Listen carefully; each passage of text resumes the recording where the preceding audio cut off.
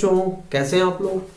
आइए आज के लेक्चर में क्लास 12 में, जैसा कि आप जानते हैं, चैप्टर नंबर 5 चल रहा है चुंबकत्व एवं द्रव्य।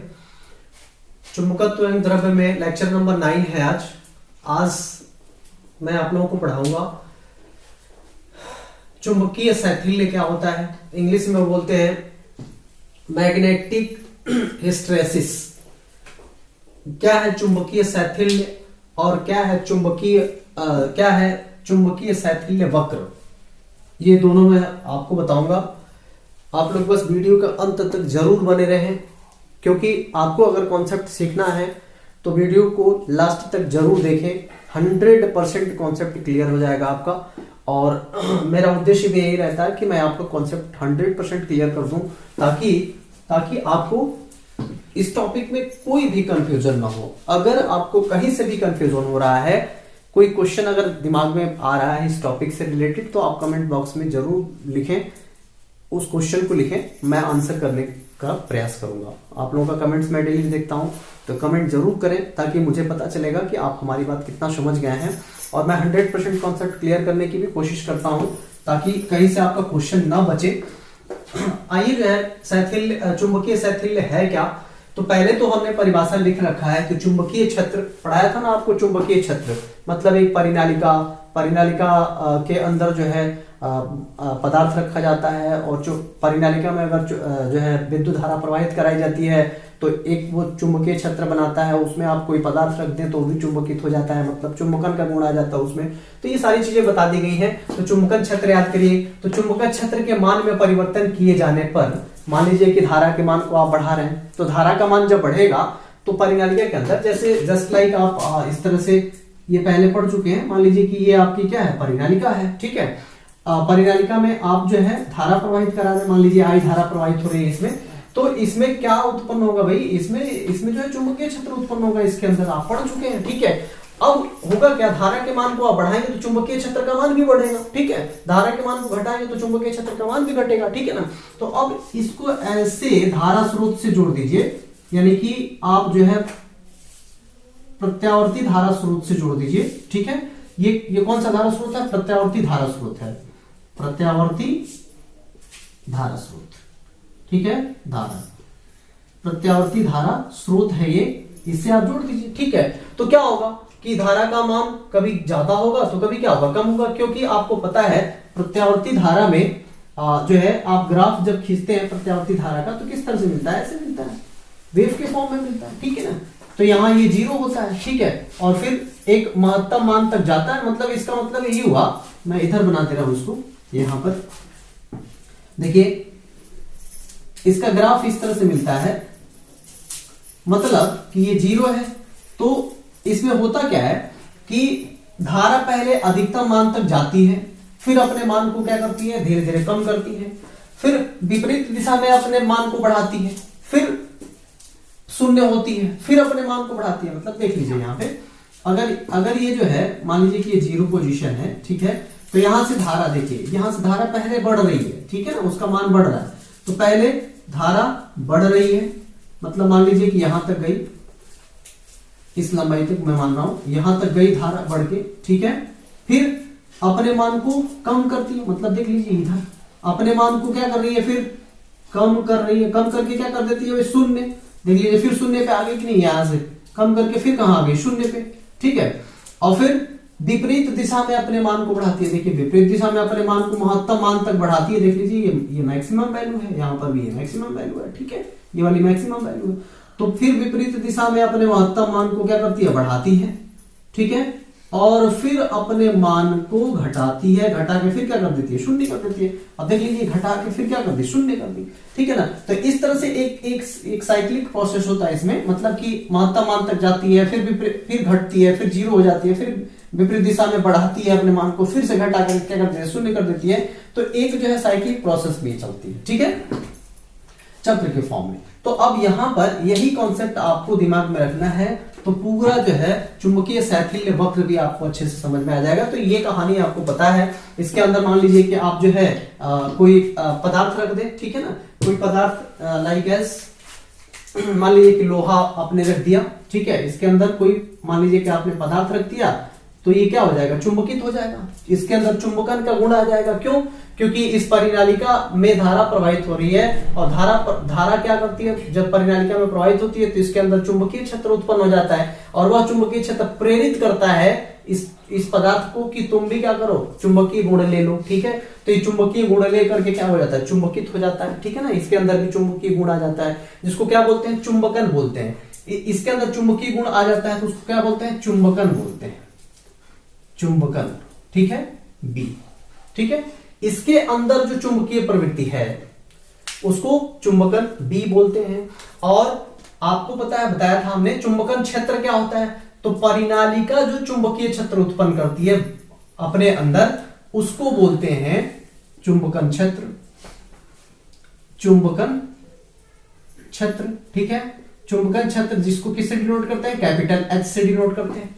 इसके पहले पढ़ा चुके हैं, अगर जो है इसके पहले वीडियो नहीं देखा है तो 100% इसमें दिक्कत आएगी, तो पिछला वीडियो जरूर देख ले। तो ये चुंबकन क्षेत्र हो गया। ठीक है, अब देखिए परिभाषा क्या होता है, चुंबकीय शैथिल्य है क्या, चुंबकीय शैथिल्य क्या है, चुंबकन क्षेत्र के मान में परिवर्तन जब किया जाता है, चुंबकन क्षेत्र का मतलब जो कुंडली चुंबकीय क्षेत्र बना रही है उसके मान में परिवर्तन कैसे किया जाता है, धारा के मान को बढ़ाकर घटाकर। तो आप देख सकते हैं कभी धारा का मान बढ़ रहा है, कभी धारा का मान बढ़ रहा है, देख लीजिए, तो कभी क्या हो रहा है, घट रहा है, कभी विपरीत दिशा में बढ़ रहा है, घट रहा है। ठीक है ना, तो धारा का मान घट बढ़ रहा है तो इसका मतलब चुंबकीय क्षेत्र भी घट बढ़ रहा होगा। तो चुंबकन क्षेत्र के मान में परिवर्तन किए जाने पर पदार्थ की चुंबकन तीव्रता, पदार्थ की चुंबकन तीव्रता मतलब बी कह सकते हैं, मतलब इसके मतलब जो चुंबकन तीव्रता, इसके अंदर जो चुंबकीय प्रवृत्ति आ गई है उसको हम क्या बोलते हैं, चुंबकन तीव्रता बोल सकते हैं।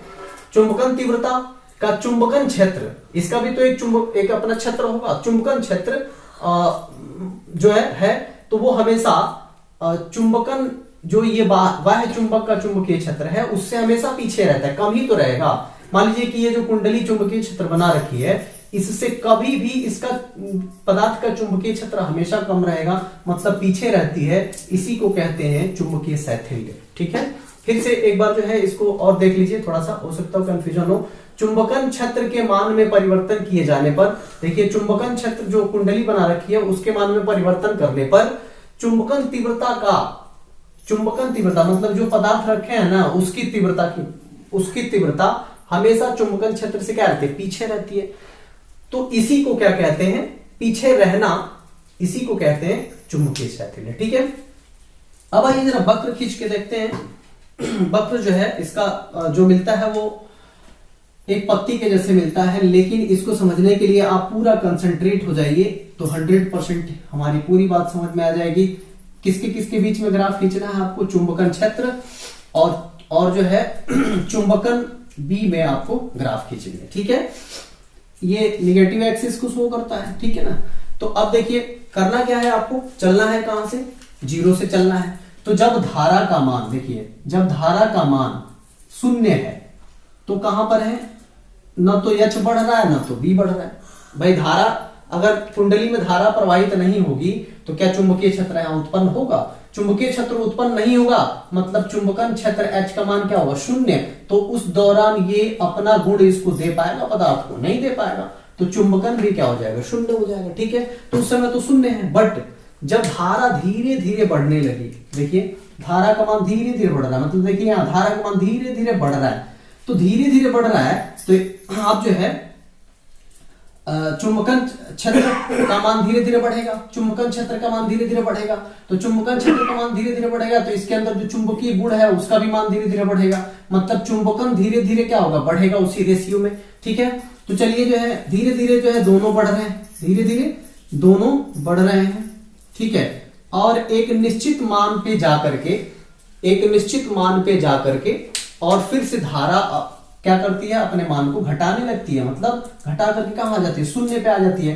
तो जहां तक धारा का मान बढ़ रहा है, ठीक है, यहां तक बढ़ेगा धारा का मान, तो कुछ दूर पहले जो है ये आपका चुंबकन क्षेत्र तो बढ़ेगा, लेकिन ये जो चुंबकन है बी है वो क्या हो जाएगा, स्थिर हो जाएगा। तो ये इस तरह से घूम जाएगी, थोड़ी सी ये वाला हिस्सा है घूम जाएगी थोड़ी सी, तो यहां थोड़ी सी घूम गई। ठीक है, तो अब यहां पर ये वाली वो वाली स्थिति है कि जहां पर अब देख लीजिए, जहां पर आपका ये चुंबकन क्षेत्र बढ़ रहा है, चुंबकन क्षेत्र बढ़ रहा है, लेकिन ये चुंबकन नहीं बढ़ रहा है। ठीक है, इसको बोलते हैं सैचुरेशन लेवल, संतृप्तता की अवस्था, संतृप्तता, संतृप्तता, संतृप्तता की अवस्था है ये। ठीक है, अब ऐसा क्यों होता है देखिए जरा, इसके पहले वाले वीडियो में हमने पढ़ाया था लौह चुंबकत्व में, लौह चुंबकीय पदार्थ में, कि जो डोमेन होते हैं उसको कॉन्सेप्ट यहां पे आएगा।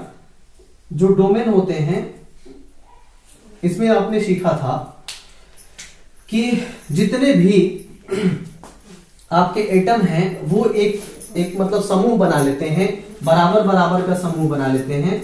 जैसे ये आपका इस दिशा में कुछ जो है इस दिशा में अपने आप को क्या कर लेते हैं, फिक्स कर लेते हैं, कुछ इस दिशा में अपने आप को फिक्स कर लेते हैं, और कुछ इस दिशा में अपने आप को फिक्स कर लेते हैं। यानी कि ये बराबर मात्रा में ही रहेंगे। तो और कुछ इस दिशा में, कुछ इसके उल्टी दिशा में अपने आप को सैचुरेट कर लेते हैं, मतलब अपने आप को स्थिर कर लेते हैं ग्रुप बना करके इस तरह से। ठीक है, ये बराबर बराबर संख्या में होते हैं सब में, जिसके वजह से ये एक दूसरे के प्रभाव को क्या करते हैं, खत्म कर देते हैं। जब हम बाह्य चुंबकीय क्षेत्र लगाते हैं तो डोमेन क्या होता है, बढ़ने लगता है। ये आपने पढ़ा है। ठीक है, ये विपरीत दिशा में इधर होंगे, ये विपरीत दिशा में होंगे।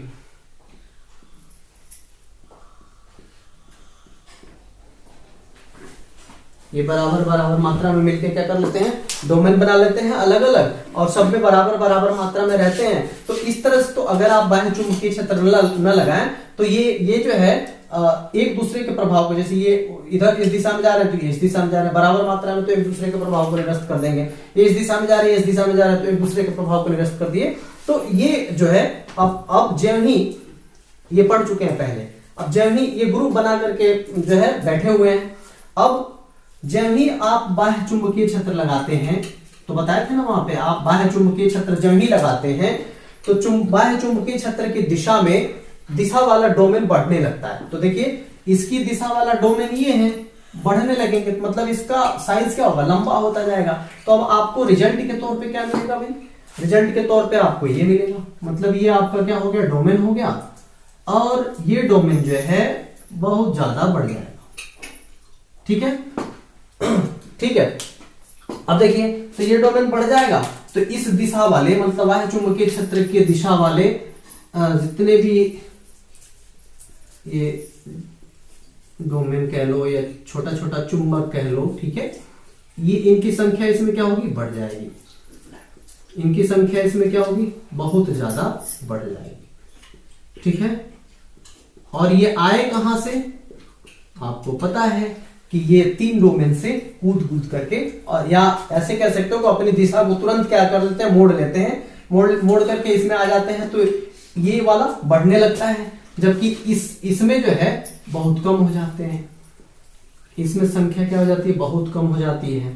इसमें भी संख्या क्या हो जाती है, बहुत कम हो जाती है।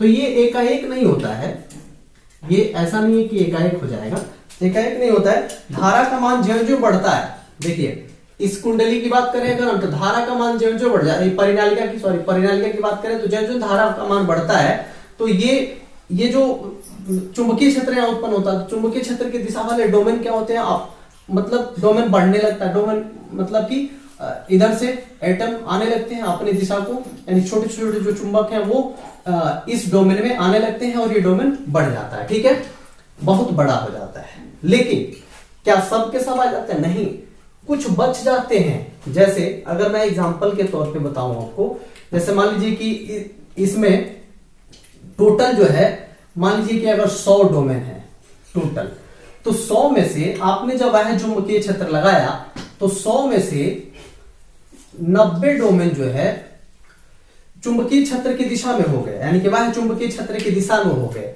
लेकिन 10 डोमेन ऐसे थे कि जो इस बाह्य चुंबकीय क्षेत्र की दिशा में नहीं हो पाए, तो वही इसमें बचे रहेंगे। ठीक है, तो वो 10 क्या करेंगे, कि देखिए अब आप चुंबकीय क्षेत्र कितना हो बढ़ा लीजिए तो वो कूद के इस वाले डोमेन में आने वाले नहीं है।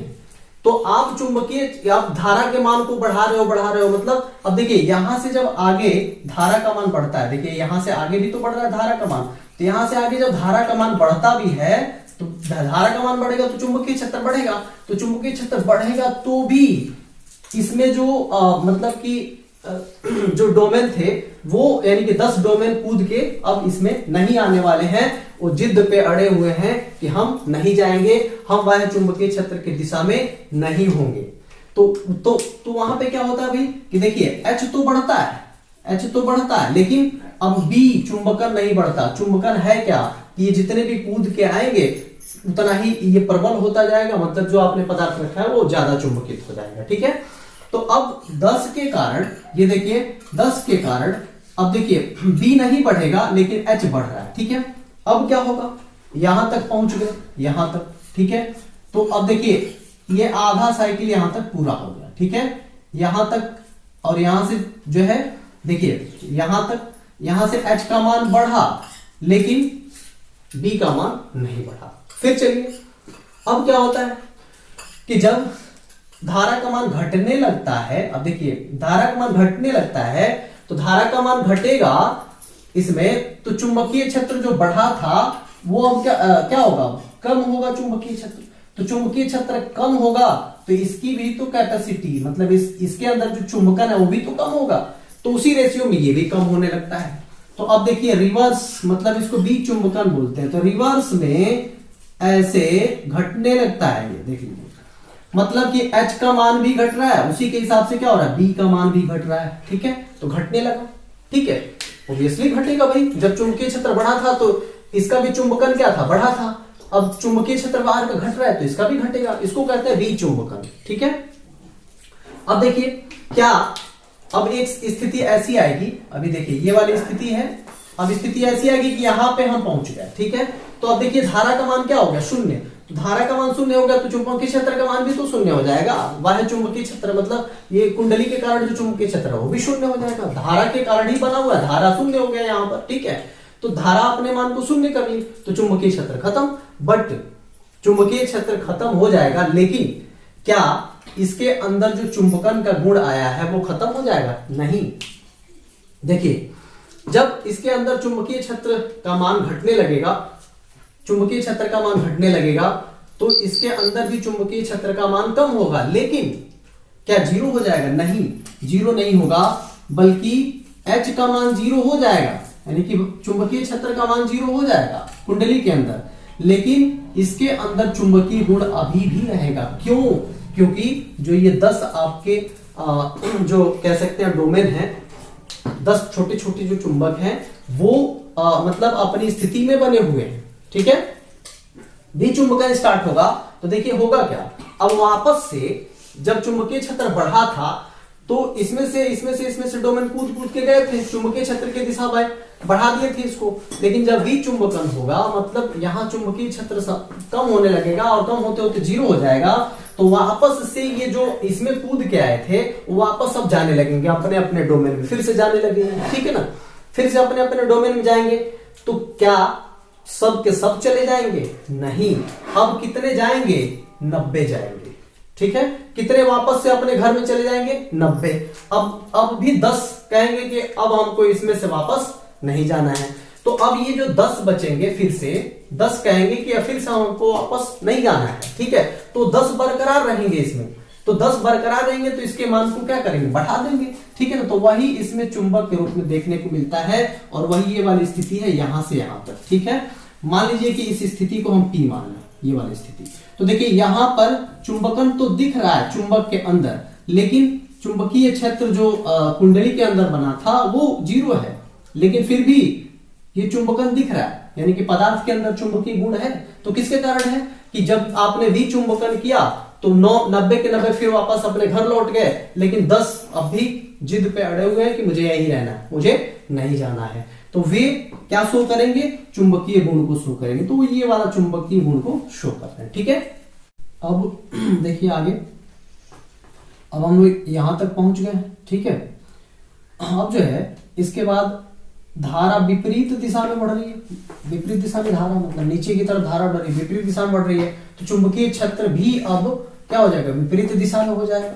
तो चुंबकीय क्षेत्र जब ये जो है विपरीत दिशा में होगा, चुंबकीय क्षेत्र विपरीत दिशा में हो जाएगा, ठीक है। तो अब क्या होगा, कौन सी घटना होगी, देखिए जो 10 जिद करके बैठे हुए थे कि हमको मतलब नहीं मुड़ना है चुंबकीय क्षेत्र की दिशा में, सबसे पहले तो वो 10 क्या होंगे, मुड़ जाएंगे, ठीक है। सबसे पहले वो 10 मुड़ जाएंगे, मुड़ करके चले आएंगे इस डोमेन में, ठीक है। तो अब इसमें जो चुंबकन था वो समाप्त हो जाएगा। देखिए तो 10 सीधे होकर के क्या हो गए, वापस लौट गए। तो 10 सीधे होकर के वापस लौट गए, मतलब अब ये यहां से और यहां तक शो करेगा, ठीक है। तो देखिए यहां पर ये जो बिंदु है, तो यहां पर ये वाला जो बिंदु है, इसको तो मान लीजिए कि ये P है, इसको मान लीजिए कि Q है। तो Q पर देखिए आपका H नॉट इक्वल टू 0 है, और लेकिन B यहां पे क्या है, 0। यहां पर देखिए तो यहां पर H 0 है और B नॉट इक्वल टू 0 है। देखिए यही ना B शो कर रहा है, OP, ठीक है। तो ये यहां पर स्थिति ये बन रही है, ठीक है। यहां पर स्थिति ये बन रही है कि यहां पर H तो है, देख लीजिए ये नेगेटिव एक्सिस है H का, और ये B पॉजिटिव है तो ये B नेगेटिव एक्सिस है। तो देखिए यहां से यहां तक B यानी OQ किसको शो कर रहा है, H को शो कर रहा है, नेगेटिव वैल्यू को शो कर रहा है, बट यहां पर B मतलब ये वाला शून्य हो गया, ठीक है। तो यहां पर वापस से B चुंबकन हो गया, ठीक है। अब कहां की स्थिति है भाई, जब ही थोड़ा सा बढ़ा तो ये वाली स्थिति आ गई, फिर आगे बढ़ेंगे धीरे धीरे आगे बढ़ेंगे, तो अब ये कर्व फिर से बढ़ेगा धीरे धीरे आगे बढ़ेगा धीरे धीरे, ठीक है। ऐसे फिर से यहाँ पे भी सैचुरेशन लेवल आएगा, जब हम बढ़ते जाएंगे, ठीक है। तो सैचुरेशन का लेवल आएगा यहाँ पे, और यहाँ से थोड़ा सा आगे हम अगर बढ़ेंगे तो फिर से वही कहानी होगी ना कि सब के सब जो है वापस से जो है फिर इस दिशा में आने लगेंगे, और ये वाला डोमेन बढ़ने लगेगा। तो ये वाला डोमेन बढ़ने लगेगा मतलब यहां तक, तो यहां से सैचुरेशन लेवल आएगा जी, ठीक है ना, संतृप्तता का लेवल आएगा, और फिर वापस से हम कहां पर पहुंच जाएगा, अधिकतम इसका चुंबकीय क्षेत्र बढ़ेगा धारा के कारण। तो भी कुछ ऐसे होंगे कि जो इस और इस घर से मतलब इसकी दिशा में नहीं होंगे, कहेंगे जिद करके बैठे रहेंगे कि हमको इस डोमेन में नहीं जाना है, ठीक है। तो ये वाला स्थिति हो जाएगी, ठीक है। अब फिर क्या होगा, फिर से ये धारा का मान क्या होगा, घटने लगेगा। तो धारा का मान घटने लगेगा तो फिर से जो चुंबकीय क्षेत्र क्या होगा, घटने लगेगा। तो चुंबकीय क्षेत्र घटेगा तो फिर से अब इसमें से इस डोमेन में से जो बढ़ा हुआ था इसमें से वापस अपने घर जाने लगेंगे डोमेन, ठीक है ना। तो अब जो है इसमें से वापस जाने लगेंगे जो मतलब कि छोटे छोटे चुंबक हैं, तो वापस जाने लगेंगे। फिर भी इसमें मान लीजिए कि कितने बच जाएंगे, 10 बच जाएंगे, ठीक है। तो 10 अब भी क्या करेंगे, वही जिद करके बैठे रहेंगे कि हमको अब वापस नहीं जाना है। तो फिर ये जो है दोबारा ऐसे मिलेगा, ठीक है, ऐसे मिलेगा। अब क्या होगा भाई, यहां पर आकर के वापस तो चल मतलब मैक्सिमम वापस चले गए कितने, सपोज दैट मान लीजिए 10 बच गए, तो 10 बच गए तो चुंबकीय गुण को शो करेंगे कि नहीं करेंगे, तो वो है आपका ये वाला लेवल, ठीक है ना, Q, और मान लीजिए कि ये R है, ठीक है। और फिर वही कहानी, फिर यहां हम आ गए, धारा शून्य हो गई, मतलब पूरा चुंबकीय क्षेत्र वायु चुंबकीय क्षेत्र शून्य हो गया, फिर भी इसके अंदर चुंबकीय गुण है। और फिर आगे बढ़ेंगे ऊपर तो फिर से धारा का मान बढ़ेगा, तो फिर से इसका चुंबकीय क्षेत्र क्या होगा, इस परिनालिका के अंदर चुंबकीय क्षेत्र बढ़ेगा तो इसका भी चुंबकन क्या होगा, बढ़ेगा। तो वो कहानी अब आगे जाकर के ऐसे पूरी हो जाती है, मतलब, ठीक है। तो इस तरह से ये एक पत्ती का रूप बनता है, ठीक है।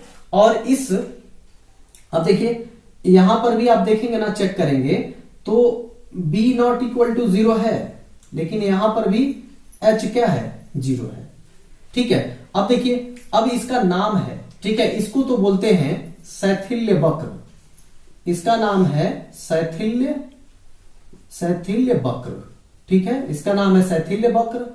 और इसको बोलते हैं, इसको इस बिंदु को बोलते हैं, मतलब देखिए P को बोलते हैं, यानी कि OP को बोलते हैं, OP वाले रीजन को बोलते हैं धारणशीलता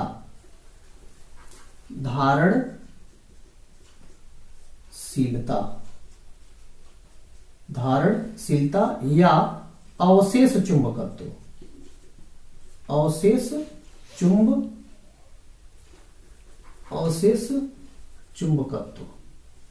ठीक है, धारणशीलता या अवशेष चुंबकत्व। और OQ को कहते हैं, इस वाले रीजन को क्या कहते हैं, OQ को कहते हैं निग्राहिता। निग्राहिता, OQ को कहते हैं निग्राहिता। ठीक है, तो इनका नाम है, ये अवशेष चुंबकत्व कहलाएंगे भी, जैसे सोच के देख लीजिए, अवशेष चुंबकत्व है ये। ठीक है, ये अवशेष चुंबकत्व को शो कर रहे हैं, क्योंकि जब देखिए जब भी चुंबकन स्टार्ट हुआ था, यानी कि ये धारा का मान घटने लगा था, तो चुंबकीय क्षेत्र भी इसका घट रहा था। चुंबकीय क्षेत्र घट रहा था, घटते घटते यानी कि धारा का मान शून्य हो गया, तो चुंबकीय क्षेत्र का मान भी शून्य हो गया। तो इसका चुंबकीय गुण भी खत्म हो जाना चाहिए, बट नहीं हो रहा था। कैसे, क्यों नहीं हो रहा था? क्योंकि जो डोमेन कूद के गए थे, इसको बढ़ाए थे, ठीक है, अब वापस से वो अपने घर तो जा रहे हैं, लेकिन कुछ ऐसे जिद्दी हैं कि जो इसमें बैठे हुए, जैसे हमने 10 की संख्या लिया था, तो 10 इसमें बैठे हुए अभी भी, तो अभी भी इसकी संख्या ज्यादा किए हुए हैं, तो ये चुंबकीय गुण को क्या करता है, शो करता है। तो अवशेष के रूप में बैठे हुए, तो ये जा नहीं रहे वापस, तो जिद करके बैठे हुए, यानी कि ये अवशेष के रूप में है, तो ये क्या उत्पन्न करते हैं, अवशेष चुंबकत्व को उत्पन्न करते हैं। तो इसलिए इसको बोलते हैं अवशेष चुंबकत्व या धारणशीलता। और इस रीजन को बोलते हैं निग्राहिता। यहां पर क्या है कि इसका चुंबकीय गुण समाप्त हो चुका है, चुंबकन इसका समाप्त हो चुका है, जीरो हो चुका है। बट कैसे जीरो हुआ है कि आप जो है चुंबकन क्षेत्र को विपरीत दिशा में बढ़ा रहे हैं। तो चुंबकन क्षेत्र को विपरीत दिशा में बढ़ाने पर, जहां पर ये जो है कह सकते हैं इसको कि चुंबकन शून्य हो जाए, तो उसको क्या बोलते हैं, निग्राहिता बोलते हैं। निग्राहिता की परिभाषा हम लिख भी देंगे अभी, ठीक है ना, वैसे ही आप लोग नोट कर लीजिएगा। अब जो है चलिए कुछ बातें और कर लेते हैं इसके बारे में। जैसे आपको पता है कि एक्स वाई अगर एक्सिस हो, तो एक्स और वाई क्षेत्रफल को शो करता है, क्षेत्रफल को शो करता है। तो वैसे ही यहां पर भी आप देखिए कि एच और बी में ये क्या है, एक्सिस है, तो एच और बी क्या कहलाएगा, एच इंटू बी। देखिए एच इंटू बी क्या कहलाएगा, क्षेत्रफल, ठीक है, क्षेत्रफल। और ये क्षेत्रफल जो है जब देखा गया, तो ये क्षेत्रफल कार्य या ऊर्जा को शो कर रहे थे, कार्य या ऊर्जा को शो कर रहे थे। ठीक है, यानी कि ये इनका गुणनफल जो है कार्य या ऊर्जा के बराबर होता है। इनका विभेद सूत्र निकाला गया ना, तो कार्य या ऊर्जा के बराबर आया, मतलब ये कार्य या ऊर्जा को शो करते हैं। तो अब देखिए जो ये शैथिल्य वक्र बना हुआ है, तो शैथिल्य वक्र जो है ये ऊर्जा की हानि को शो करता है। क्या शो करता है, ऊर्जा की हानि को शो करता है। तो अब देखिए, अब एक यहां से अगर जो है ये जो वक्र बना हुआ है, ये अगर बहुत मोटा है, मतलब चौड़ा है, तो ऊर्जा की हानि उतनी ही ज्यादा होगी। अगर बहुत पतला है तो ऊर्जा की हानि कम होगी। ठीक है, और दूसरी बात कि एक चीज और मैं बता दूं, यहां से अगर आपसे पूछा जाए इस तरह से, जैसे मान लीजिए कि मैं दो फिगर बना रहा हूं, तो एक में ये बहुत मोटा है और एक में बहुत पतला है, तो इसमें ऊर्जा की हानि ज्यादा होगी, इसमें ऊर्जा की हानि क्या होगी, कम होगी। ठीक है, एक चीज और कि कठोर चुंबक कब होता है, जो ये पदार्थ रखा हुआ है, ये कठोर चुंबक कब होता है, तो देखिए जब निग्राहिता का मान ज्यादा होता है तो वो कठोर चुंबक बनता है, और जब निग्राहिता का मान कम होता है तो वो नरम चुंबक बनता है, और होगा भी। मान लीजिए कि ये जो है निग्राहिता है क्या, तो आप जो है H का मान क्या कर रहे हैं, विपरीत दिशा में बढ़ा रहे हैं, तो विपरीत दिशा में बढ़ाने पर भी इसका चुंबकन बढ़ नहीं रहा है, मतलब इसके अंदर चुंबकीय गुण आ नहीं रहा है। ठीक है ना, तो यानी कि ये जो है और जो इसमें मतलब समझाया गया आपको कि जो आपके जो है डोमेन थे वो मतलब कुछ बच गए थे, वापस नहीं जा रहे थे। ठीक है ना, तो वापस नहीं जा रहे थे, मतलब कि उनको सीधा करने के लिए आपको क्या करना पड़ा, ये चुंबकन क्षेत्र को बढ़ाना पड़ा। ठीक है, तो चुंबकन क्षेत्र को बढ़ा दिए तो वो क्या हो गए, मतलब घूम करके चुंबकीय क्षेत्र की दिशा में आ गए, मतलब कि ये जो है विचुंबकित हो गया, इसके अंदर चुंबकीय गुण नहीं रहा। तो अब देखिए कि चुंबकीय क्षेत्र को आपने विपरीत दिशा में बढ़ाया, तब जाकर के उनको लगा कि विपरीत दिशा में है, तो उधर घूम गए। ठीक है, तब जाकर के विचुंबकन हुआ। तो इसलिए जो है निग्राहिता ज्यादा रहेगी तो आपका जो है कठोर चुंबक होगा, और निग्राहिता कम होगी तो नरम चुंबक होगा। ठीक है, अब जो है यहां से और कुछ नहीं बचता है इसमें। बाकी आपको जो है मुझे उम्मीद है कि पूरा अच्छे से समझ में आया होगा। ठीक है, बाकी मैं निग्राहिता का डिफिनीशन मैं लिख दे रहा हूं, ठीक है, वैसे ही लिख लीजिएगा। तो ये रहा इन दोनों की परिभाषा, धारणशीलता की और ये निग्राहिता की। आप ऐसे ही जो है कॉपी कर लेंगे, आप ऐसे ही वीडियो को पॉज करके नोट कर लेंगे। तो आज के लिए बस इतना ही। और जो है अगर वीडियो अच्छा लगा हो, कॉन्सेप्ट अच्छा लगा हो तो 100% जो है लाइक करें और ज़्यादा से ज़्यादा शेयर करें ताकि अन्य बच्चों को भी लाभ मिल सके आपके ग्रुप में। और नेक्स्ट वीडियो में जल्द लेके आऊँगा। अगर आप चैनल को सब्सक्राइब नहीं किए हैं तो सब्सक्राइब भी कर लीजिए ताकि आपको नोटिफिकेशन मिलता रहे। आज का वीडियो यहीं समाप्त करते हैं। ढेर सारी शुभकामनाओं के साथ, धन्यवाद।